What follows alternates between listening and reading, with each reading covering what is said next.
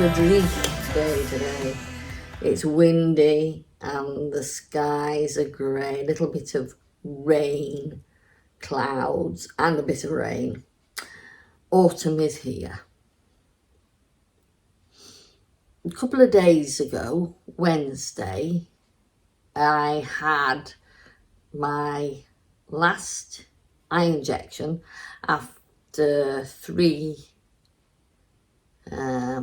I've got to think now, this is my third. You get a course of 3, and then they decide what they're going to do with you afterwards. And apparently I'm all nice and dry in my left eye now, so they're very pleased. And so I shall be going for a scan in a couple of months just to check on the health of the eye and whether I need another injection, which I probably will do. So this is my second course over the last 3 years from before lockdown. Anyhow, so today I may not be my 100% self, because obviously I always feel a little bit for a couple of days afterwards. Anyway, I couldn't leave it any longer because I thought, no, we've got to do this second increase row. So if you remember from the last episode where we got up to, I will just put in a little few clips for you just to bring you up to date. So now I'm measuring down from the back neck, the middle where I cast on, to where I actually divided for the body and the sleeves. That is actually 10 inches. Now, because I didn't do any short rows, the front is exactly the same, 10 inches. The yoke length, as I say, is 10 inches. So you would need 75 rows to complete a yoke length. You can also change the size of needle. Now, as you can see, I've used the ball band, says 22 by 30. Now, for instance, if I use a 4.5mm needle, it would be 18 stitches by 24 rows. Yeah. So then you would calculate, divide the 18 by 4 and the 24 by 4, and then just recalculate. We're now up to the shoulder line and the shoulder line increase. And basically, we're going to do the same thing, but we want to add another 45 stitches to this next increase row. Now, I've actually done the increase row, but I'm on my last stitch. And basically, when we did the first increase row, we knit through the front and the back of the next stitch, or increased into the next stitch. So on this row we knit 2 and we increase 1 through the back, through the front of the loop and through the back of a loop in that next stitch. So it's knit 2, increase into the next stitch. And that should bring you up to where you come to your join. It should all fit in perfectly. So knit 2, increase into the next stitch all the way around until you get to the, if you've got a stitch marker in the stitch, you've got your stitch marker. And then basically you just get your yarn and you knit all the way round. You should have at this point 180 stitches.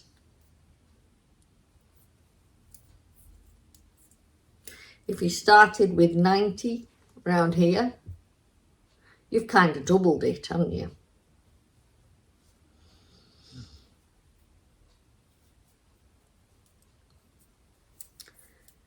I'd love to put in a picture of a Fair Isle sweater where they have just fitted in the Fair Isle stitch pattern within that 3.5 inches. Or if it was bigger, if your shoulder is larger, then you could fit a Fair Isle pattern into that measurement. It means that you don't have to do any increases that will have an effect on your Fair Isle pattern.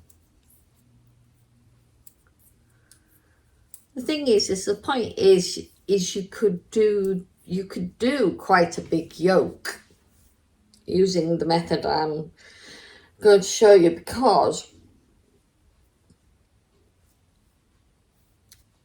very rarely are true Fair Isle yokes all one pattern.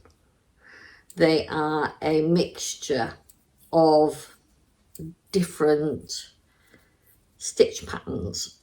So you could have one pattern that's probably only 4 to 6 rows long, or have more rows in that, and if it fits in with your measurements, it means you don't have to do anything to change the Fair Isle pattern because you've got an increase in it. So if you want to experiment with a Fair Isle pattern, do it within your shoulder area to start with.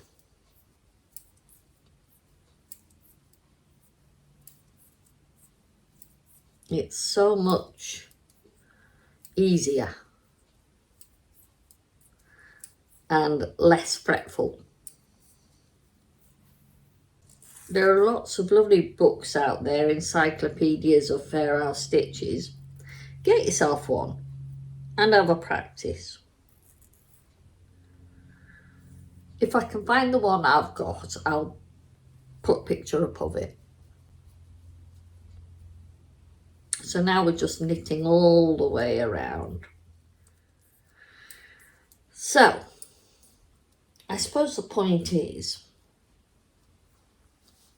what happens now? Well, you've done your increase row, and we're going to probably do a bit of slip stitch patterning just to finish this one off.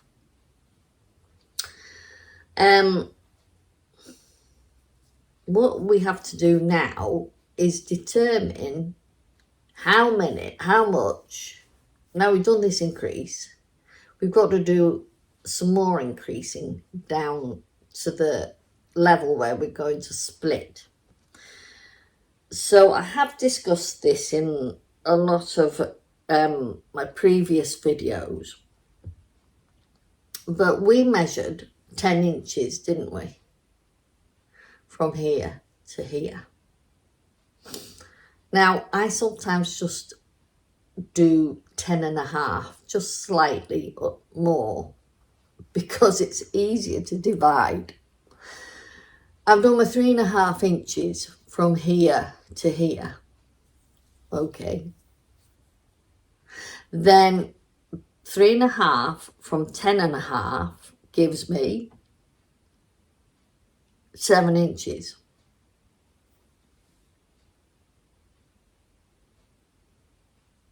That's not that easy to divide, is it? But there you go. So you've got your 3.5 inches, you've gone to here. you've added 45 stitches here. You want to add your extra 45 stitches here. So you've got to 180 stitches. This is where it gets slightly more involved, so you'll need to listen carefully to this. You did a measurement round your bust, and you did a measurement round your biceps. You want to take both measurements from here,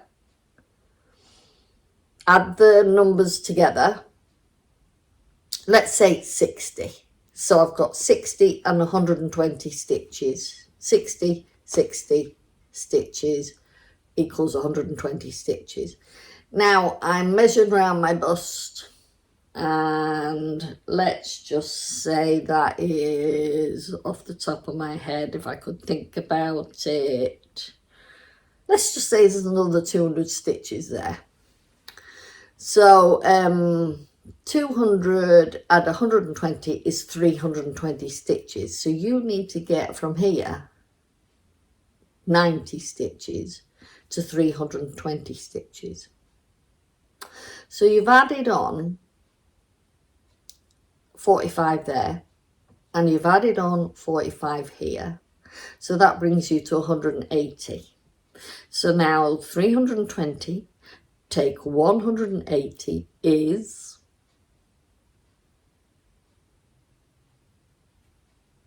'll put it on the screen, brain not working. So you need to be able to get 140 stitches increased between your shoulders and here. That isn't always divisible by 45. I'm going to tell you that now. So I thought it was just easier to draw a diagram. Can you see that all right? So the top one is actually just a measurement of half a yoke. Well, it's a half yoke, but it gives you the full measurement. So you want to do 20 inches to start with your head and 70 inches to finish your yoke. And in between you've got 10.5 inches. So the important part here is we've got to that increase, the second increase row, which was 180 stitches. To finish the yoke down here, we needed 315 stitches, which I've not marked on here. Just a moment, I'll do that. Oh yes, I have. Can't read my own writing, there it is. We needed 315 stitches. So what we're going to do here is we're now going to drop down 2.5 inches to the next increase row, where we add on another 45 stitches. And then the next increase row is 2 inches down. And the next increase row is another 2 inches down. And then we just got 1 inch at the bottom where we don't do any shaping at all. And this is where, when we've done that 1 inch, we split for the sleeves and the body. So every increase row from now on, we're doing the same method. We started with knit 1, increase into the next stitch. Then we started with knit 2 and increase into the next stitch. The next increase row 3, is knit 3, increase into the next stitch. Increase row 4 is knit 4, increase into the next stitch. And increase row 5 is knit 5, increase into the next stitch, until you've got your 315 stitches. Then when you come to split, I'm going to do that in another episode, because you've got a lot of work to do there, haven't you? What I do suggest you do is definitely go back to episodes 36 and 37. 36 discusses how to measure yourself. Draw yourself a diagram. How to measure yourself in 36. And 37 is actually casting on the yoke and your first increase row. Today we've just really covered the second increase row, but we have now developed that by going all the way down to the split for the sleeves and the body. And that's a lot of work. I mean, you consider you've done how many rows in the past to make that 3.5 inches. In fact, actually, I've done the pattern. Do you want a pattern? Please say in the comments if you want a pattern. I don't like writing patterns, but if you want me to write this pattern out, you must comment below. The more comments I get, the more encouragement it will give me. Please share this around as well. I'm trying to make this a little business for myself, and I'm going to be honest, YouTube has, I've got to, within my YouTube studio analytics, I've passed the 4,000 hours I require for watch time. So thank you very much to everybody. Love you very much. That's beautiful. But I seem to be stuck at 730 to 740 subscribers. They don't move. So the more I get subscribing to my channel, and just need 250, please, then I can start earning some money for the work that I do. And I do a lot of work on these things. And as you know, I've had a pretty rough month. I lost my mum exactly a month ago. And, you know, she loved to watch my videos and she loved all my knitting projects, and she always said, Claire, you know, why don't you do this? Why don't you show people what you can do? So, you know, yeah, mummy, I'm trying to do my best. So, you know,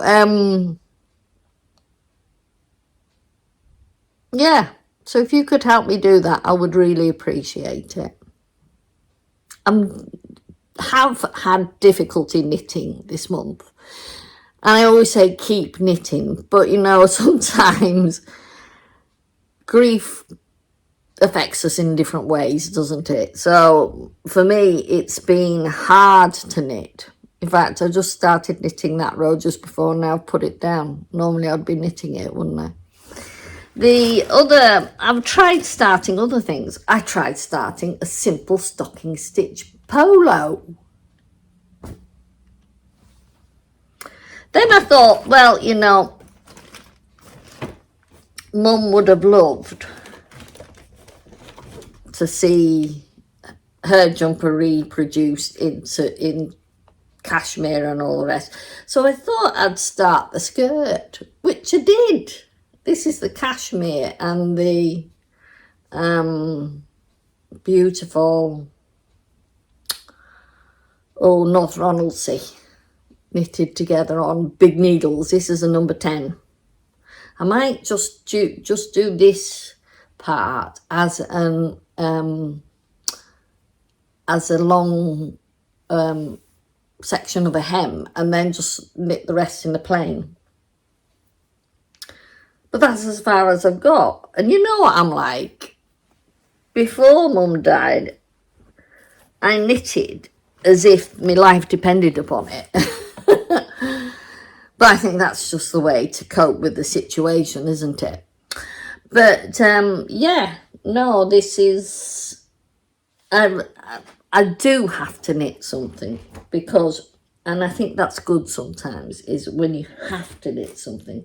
Because I've started something for a friend of mine. I don't think she'd mind me showing you that. So I'm doing a a cardigan with a on a sideways. So that's the sleeve, starting at the sleeve edge. So yeah, I've done a lot of those things. So those are things going to come up. I'm enjoying videoing, which is quite strange, vlogging, you know. I think next Sunday I've planned in the rest of the Life in Orkney series on how we finished off the solar panels. Did we? Didn't we? What happened? It's one of those stories again. I'm debating on whether I will put the lovely little video I made for my mum up on screen just yet, or whether I just keep it for my own private viewing. I don't know, you know, thinking about that one.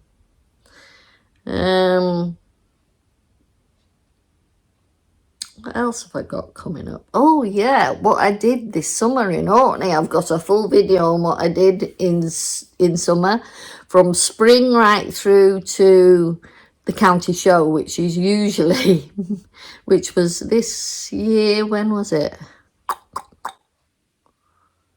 Can't remember the date. It was only a couple of weeks ago.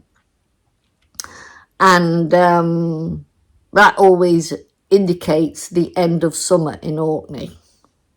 And it's always right. It's been pretty grim since, not many sunny days. So yeah, so summer has finished in Orkney and the kids have gone back to school this week. So that's it. As I say, summer is short here in Orkney, but it's been a beautiful summer. Absolutely gorgeous. I think I would say it's the best one that we've had since we were here, and many people say it's the best one that we've had for a long time. More sun and warmth than I've kind of ever experienced here, I think.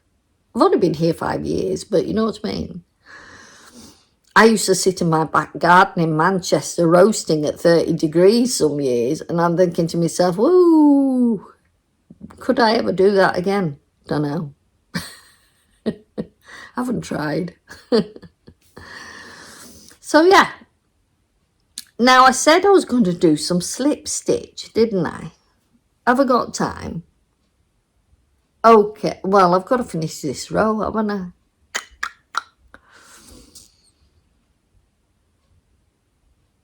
I think I'll leave that till the next time. The reason being is you've got enough to work on with all them blooming measurements, haven't you? No, hang on. Let's just do it. Where's it gone? See, I put it back in my bag already. So, and I've got all tangled up. Well, for now anyway, it's tangled up with the cashmere. Anyhow, so let's just pretend I've done the whole row. Now, I'm going to just adjust the camera a minute. Just bear with me.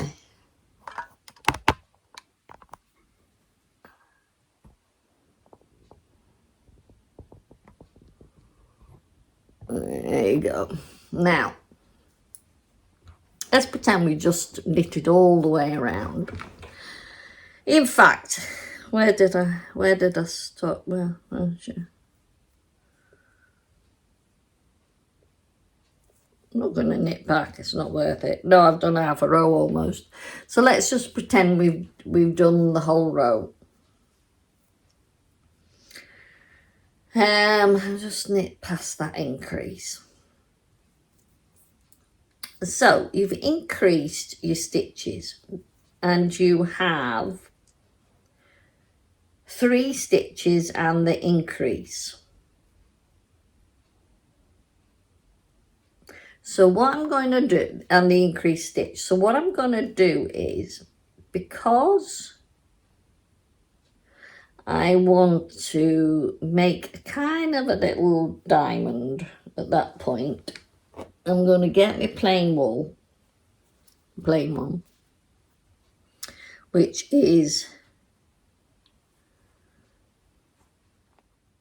was 2 strands of the cotton. What's happened to it? Oh, I know why, because I used the cone as well. Whoops, another bit of wool on there. So I use my cone and I use that to knit together. Oh, I tell you, this is a bit of a video, isn't it, this week? Right. So I'm going to just go back one.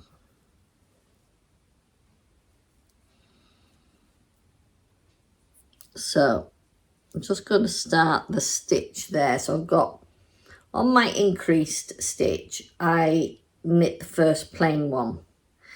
And in slip stitch, you don't carry around this piece of yarn. It stays there. Doesn't always get tangled up, but it will do if I do it like that. I'm just showing you what to do, so I'm not going to be too precious about it. So I drop my sparkly one. I've joined in my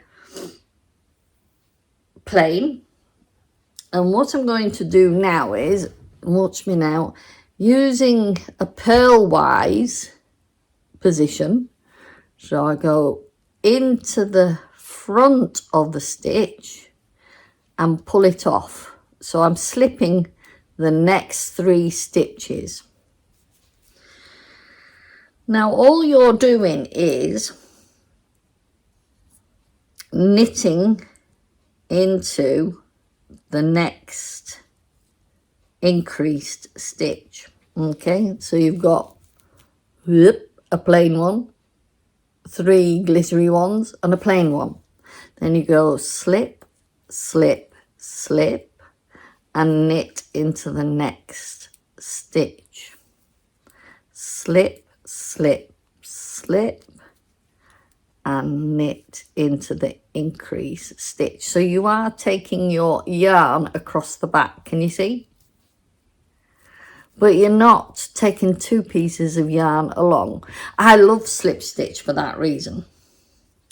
You could teach yourself slip stitch fair owl, by the way. There are books out there. So that's what I'm going to do for the first row. Now the second row will be a bit different. So imagine I'm on the second row. So I'm now going to do 1, 2, 3 in the plain and pick up the middle, pick up that middle stitch there on the other row and just slip it, and then knit the slip stitch next to it, the plain stitch from the row before and the slip stitch from the next pattern, slip the middle one, knit the slip stitch, knit the plain stitch, knit the slip stitch, slip the next one. And then on your next row, you just knit all the way around in your plain. So that just gives you a very simple way of changing colours. Yeah. Do you want to give it a go? See how you get on with that. But I'm just readjusting my camera, so you, and I know you're not desperate to see my face, but here we go. Well, it might be a bit wonky. So yeah, basically,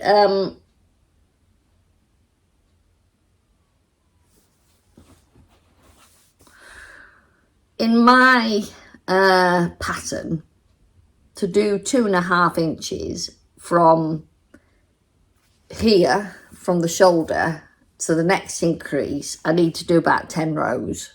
So I'll have done my knit row to start with, and then my 2 pattern rows, so that's 3, and then knit all around, that's 4. So I'll have done 4 rows.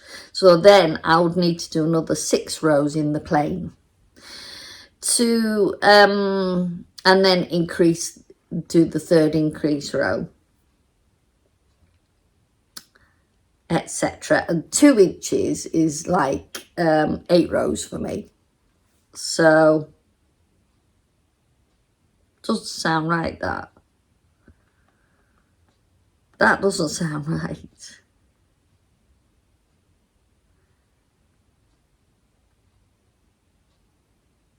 What did I say an inch was? 6 rows, didn't I? There's something wrong with that. So I think this was when I was doing the baby version. So basically 10 rows is 1 inch. You need 2.5 inches. So 2 inches at 6 stitches is 12 rows plus 3 rows, which is 15. So your 2.5 inches is 15 rows. Your 2 inches is 12. Yeah, that's it. I'm going to write the pattern, I think, don't you? It's hard to explain it, isn't it? I don't find it easy to explain it. I just do it, and that's it, you see. All my circular yokes are based on this calculation system that I've worked out.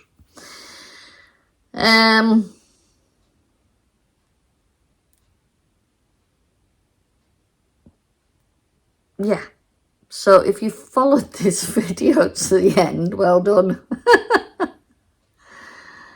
If you want to, as I said in one of my shorts this week, if you want to subscribe to hear more mistakes, yeah, come and have some fun, because I'm good at making mistakes. But that's how you learn, isn't it? I find from in knitting that if you make a mistake, you learn, and then, yeah, you have to rip it back quite a lot of the time and redo it. But that's the way of design. And sometimes, you know, with the crochet, I sometimes use a mistake as a design feature. I'm telling you that. Don't tell anybody else. Yeah, so I hope you have a good bank holiday Monday. I hope the weather is better for you. I am recording this on Friday. I don't know what it's going to be like on Bank Holiday Monday, but we don't have a Bank Holiday Monday here. Ours was earlier on in the month. This is just in England and Wales and probably Northern Ireland, but we've already had ours, and the kids have gone back to school this week. They had an 8-week holiday this year. Usually it's 6 weeks, and then every now and again they have an 8-week. So yeah, they've only just gone back this week. So we've already had our bank holiday. Although because the Royal Mail works up to Orkney, obviously, because we're in the UK, the Royal Mail and the banks close here on the Monday, as per the bank holiday in England. But yeah, I can't remember when the Scottish bank holiday was. Let me know. Can't remember. But because I'm been so used to having it at the end of the month, I always remember it, but I never remember the Scottish bank holiday. I've got to get more acclimatised, haven't I? It goes past without me even thinking about it. yeah, so I'll see you again soon, and keep knitting. At this time of the year, I can't stop asking why I'm struggling to stay. It's a mystery why I'm here. I guess I'm just too tired of fighting what you say.